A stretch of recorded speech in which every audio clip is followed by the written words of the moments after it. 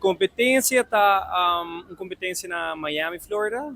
É uma Presidential Classic. É uma competência que está queda dentro Walt Disney, de maneira vista dentro Disneyland. Nós muitos já nós temos a ver 4 para 5 alunos que nos preparando para a competência aqui. E é uma competência bastante grande também. É uma competência muito renombrada, muito conhecida, o qual que sempre se escuta é outro clube aqui na Aruba que Abai. Nós escuta que é uma competência muito bonita, para muito muito bom organizar, em nível tá alto. Dus é uma competência eigenlijk nós planeamos de hoop tempo passar acaba, nós não temos chance e a outra chance que nós está bem. Nós quero agradecer nos coach Jumila, que é coach de nós muito ela prepararam super bom. Nós muito trabalhando aqui com bom preparação, bom base. Gran parte de nós muito não tudo trabalhando de level novo. Dus na trein na level anterior, na bij de competência de level anterior, então o aqui na trabalhando de level novo.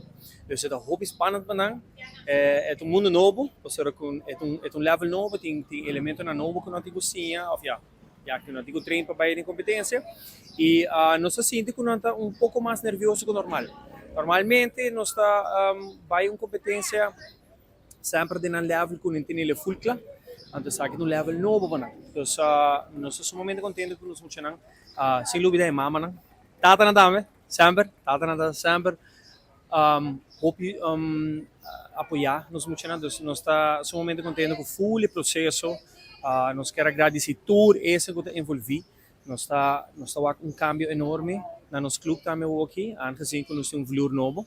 Nós temos valor novo que dura nos bastante tempo nos projetos na gele e nós estamos aqui com os muitos tá treinando de valor aqui e não tá crescendo roupa mais ligeiro do que nós é expert. Nós estamos aqui com 16 atletas em level 1, level 2, level 3, level 4 e level 5. Você não está claro? Sim! 1, 2, 3!